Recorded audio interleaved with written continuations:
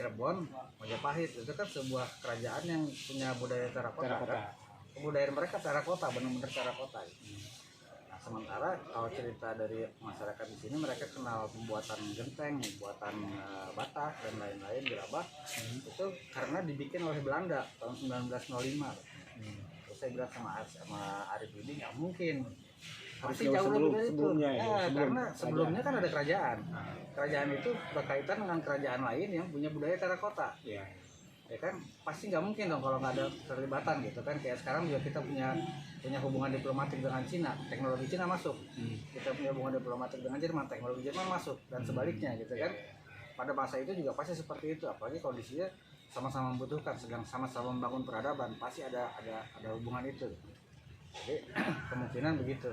Makanya akhirnya yang saya kerjakan di Trienal ini, saya bilang saya akan kerjakan proyek aja, mungkin bisa sampai 2 tahun nggak apa-apa gitu. Nah, ya kan jadi trigger. Jadi trigger aja, jadi untuk mengawali sebuah proyek, karena akhirnya saya lihat pertama satu kita mau mencari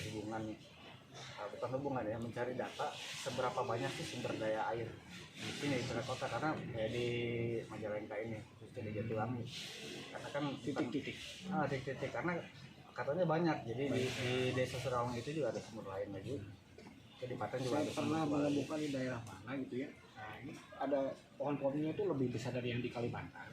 Itu ada sumber air pasti. Saya lupa lagi tempatnya dong. Mungkin nanti bisa dicari nanti. Atau pernah?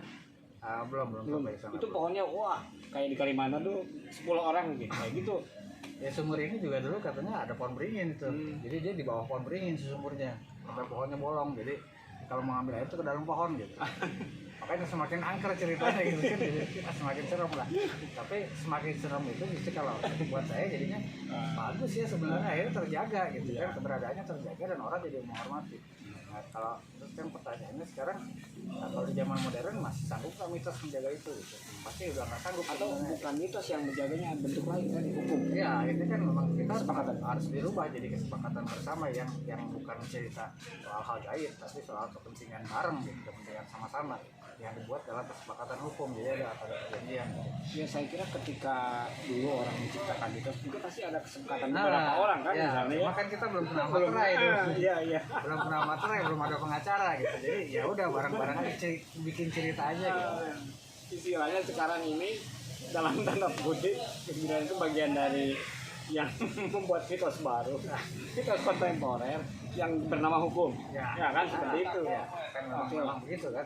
Jadi kalau terus saya pikir mungkin juga memang sebagai manusia zaman sekarang gitu kan, ya dalam kebudayaan kontemporer ini kita harus sudah ambil tempat estafet nih sebenarnya.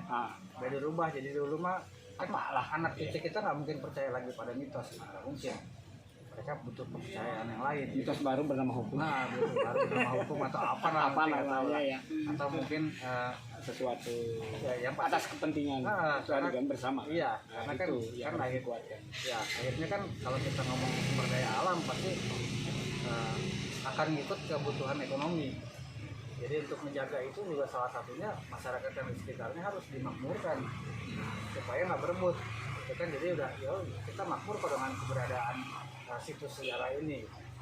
Kayak misalnya di sekitar candi itu kan jadi bertumbuh banyak ya, banyak orang industri lah macam-macam di situ kan, semua orang ikut menikmati. Akhirnya di tempat itu jadi tempat wisata, masyarakat di sekitarnya menikmati hasilnya, ya mereka akan ikut jaga. Tapi kalau dia dibiarkan di tempat yang mengerikan, nggak akan ada yang mau jaga gitu, malah. Atau dari taruhlah Trienal Terakota ini ada semacam masukan pemerintah atau dalam bentuk apapun ya, misalnya untuk menjaga sumur itu. Sebenarnya tidak khusus ke sumur itu, titik-titik ada titik-titik sumber daya air kan yang penting buat masyarakat. Nah kalau kita menghubungkan kondisi sekarang ini kan Jatiwangi dijadikan akan dijadikan sentra pabrik, sentra industri. Sekarang katanya udah ada 36 pabrik, nanti mungkin akan sekitar 300 pabrik. Pabrik macam segala macam pabrik, tidak dari Cikarang, dari dari sekitar Jawa Barat itu pindahnya ke sini, termasuk katanya dulu dari sekitar Cigondewa itu Citarum juga mau dipindahin ke sini, cuma karena di sini sudah ada sungai yang bisa dikotori, jadi nggak bisa gitu. Nah, udah kan kalau dilihat di depan situ tuh sudah ada tuh pabrik Korea, pabrik udah berdiri, jadi udah ada 36 pabrik. Nah, konon akan 300 sekian.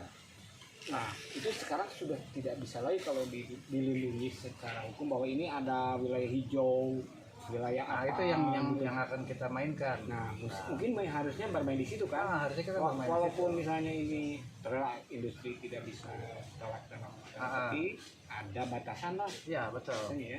Betul. Jadi kalau yang kan karena yang pemindahan industri itu kebijakan pusat dari Jakarta. Jadi di sini nggak dapat apa-apa sebenarnya, kecuali lahannya dibeli. Jadi sawah-sawah ini udah banyak ada miliknya, akan jadi milik pabrik gitu sebenarnya. Dan setiap pabrik 3.000 sampai 11.000 orang. Jadi sekarang udah ada sekian belas ribu orang, mungkin sekian puluh ribu orang yang dari berbagai macam tempat hijrah ke sini, kos di rumah-rumah untuk kerja di pabrik. Jadi kebayang kalau ada 300 kali sekian ribu, ada sekian juta orang, jadi tempat daerah ini tuh tiba-tiba padat. Jadi kemudian bayangkan juga kebutuhan airnya seperti apa.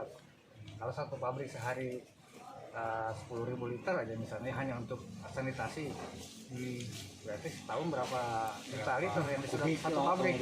Sementara satu orang yang masyarakat yang nggak punya akses ke air tanah, gimana ceritanya gitu kan. Nah, akhirnya saya tawarkan ke JAP ini, kita kerjain bareng aja. Jadi kita memang main di situ. Karena kebetulan JAP sendiri punya program kan, yang dia bikin soil bank, itu bank tanah. Soil bank. Jadi di tengah sawah itu sekitarnya itu sudah di coupling untuk jadi pabrik. Nah, mereka beli satu petak tanah yang akan tetap dijadikan jadi tanah. Jadi itu nanti katanya posisinya nyempit di antara pabrik, jadi pabrik itu bisa bergerak karena mereka ngambil posisi di tengah-tengah gitu. Dan itu akan jadikan bagian. Tapi dia akses jalannya ada, jadi kecil tapi ada. Jadi dia kita itu sebagai bagian dari aktivitas kesenian ya dalam bentuk yang besar, akhirnya mengganggu kebudayaan yang industri ini kan gitu. Terus juga saya bilang ya udah nanti kita masukin situ, dan untuk lebih kuat kita coba teliti juga posisi airnya kan. Ada posisi di mana ada sumber air atau ada kandungan air tanah yang besar, kita bangun di situ satu karya seni. Satu karya seni, setiap titik kita bangun satu karya seni sehingga tidak diganggu. Tidak diganggu, apalagi nanti Mitos itu ya. Jadi misalnya, di sini sebenarnya ada air, tapi kan belum ada yang tahu, kita bangun aja monumen. Gimana ngebayang monumennya? Dengan dukungan masyarakat. Jadi kayak galang dukungan masyarakat dibiayai, ini dinyatakan ini milik masyarakat, milik banyak orang nih si monumen ini, jangan dibongkar. Kalau mau dibongkar harus minta izinnya sama 2.000 orang, gitu kan repot. Jadi kita mencoba mainin itu.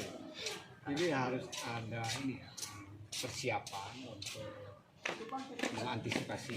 Iya. Kalau si tanah itu nanti habis tadi, betul. Gimana raya tidak bisa lagi, nggak bisa punya akses lagi, nggak punya menikmati akses, tanah. Ya. Jadi kita coba mainin ke situ, makanya proyeknya akan cukup panjang nih. Jadi termasuk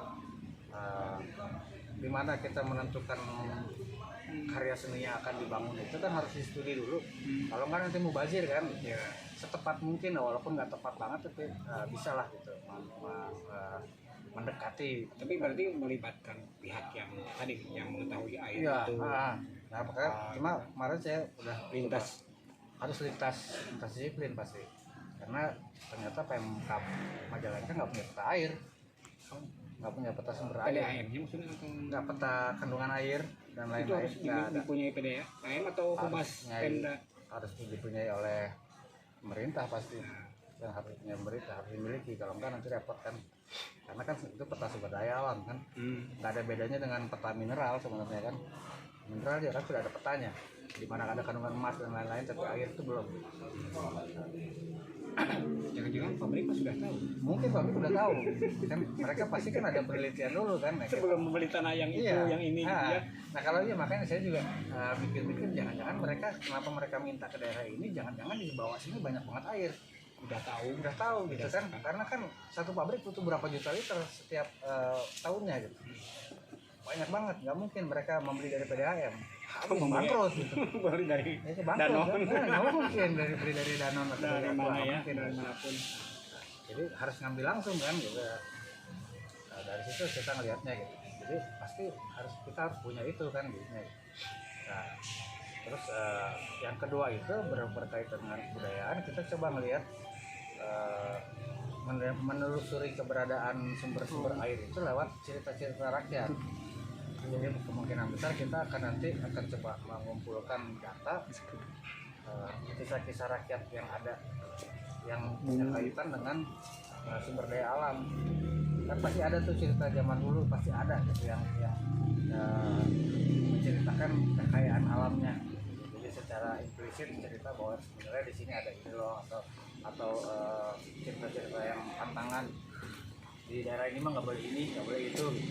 Itu pasti dibaliknya ada pesan bahwa karena kenapa dia nggak boleh ini, karena misalnya nggak boleh buang air sembarangan. Mungkin karena di situ ada sumber air yang harus dijaga.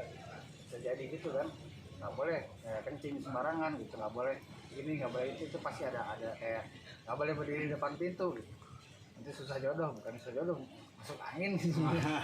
Kan ada mitos-mitos kayak gitu yang coba kita telusurin. Setiap daerah pasti sebenarnya punya. Kita cari itu terus sama ya itu tadi kita coba akhirnya kita petakan, termasuk kayak misalnya kalau balik lagi ke yang keberadaan sumur-sumur tua, sumur bersejarah. Di situ kan nanti akhirnya kita bisa ketemu tuh, oh sebenarnya di sini kebudayaan itu seberapa tua, masyarakat yang ada di sini seberapa lama udah ada di situ gitu. Karena pasti sumur itu akan memberi sumbangan, jadi nggak mungkin ada ladang kalau nggak pertama kali ketemu sumber air kan, pasti begitu kan. Jadi ketika di satu tempat ada sumber air yang sangat tua, itu pasti kebudayaan di situ sudah tua, karena pasti kita kan secara insting kan kayak hewan, kita pasti akan mendekati air Dulu kan, ya kan kayak hewan-hewan di Afrika kan, mereka tahu ada air di sana, mereka datang gitu. Karena kita butuh minum, butuh mandi, macam-macam, pasti itu mah insting. Terus satu lagi saya nonton film dokumenter tentang hilangnya kebudayaan Inca di Peru. Itu ada selama puluhan tahun itu sejumlah arkeolog, antropolog dan arkeolog itu mencoba meneliti gunungnya kan, di atas gunung itu kebudayaannya seperti apa, kenapa mereka hilang dan lain-lain. Nah setelah diteliti sampai berpuluh-puluh tahun, berganti orang bahkan gitu. Akhirnya ditemukan di situ ada situs sejarah yang berkaitan dengan kebudayaan Inca, khususnya yang religi. Jadi ada titik-titik di puncak gunung itu mereka gunakan sebagai upacara, jadi kayak tempat suci lah buat masyarakat Inca. Bahkan ada ditemukan mumi, jadi ada pengorbanan manusia di tempat itu. Nah, berbarengan dengan itu mereka ngebut cepat, bekerja berusaha cepat, karena di gunung sebelahnya sudah dikuasai oleh pertambangan. Jadi berebut dengan waktu kan. Kenapa mereka melakukan itu? Karena secara biologi gunung yang dipakai masyarakat Inca itu untuk upacara itu isinya emas semua. Jadi pertambangan itu semakin mendekat. Nah ketika bisa ditemukan bukti sejarah bahwa ini adalah titik penting dalam kebudayaan masyarakat kita, akhirnya pemerintah Peru mengeluarkan aturan bahwa gunung itu nggak boleh diganggu. Karena itu adalah asal muasal kita gitu kan, karena kebudayaan kita dulu tuh ada di situ. Salah satu yang dilindungi secara internasional. Warisan budaya. Nah, kalau kita bisa temukan itu di tempat-tempat Bandung atau di tempat lain, ada daerah-daerah yang ada warisan budaya di situ, kemungkinan besar kan akhirnya kita harus menghormati dia gitu, mau nggak mau kan. Iya. Nah yang kita harapkannya sih begitu, walaupun kenyataannya sih belum tentu ya. Karena kan kita di negara yang agak aneh gitu, tapi harus dicoba gitu. Iya. Oke Pak. Itu ya tadi bincang-bincang kami dengan ya, untuk untuk tema terakota yang sedang dilaksanakan di Majalengka ini, dan mudah-mudahan ya jadi trigger untuk sesuatu yang lebih besar manfaatnya untuk masyarakat.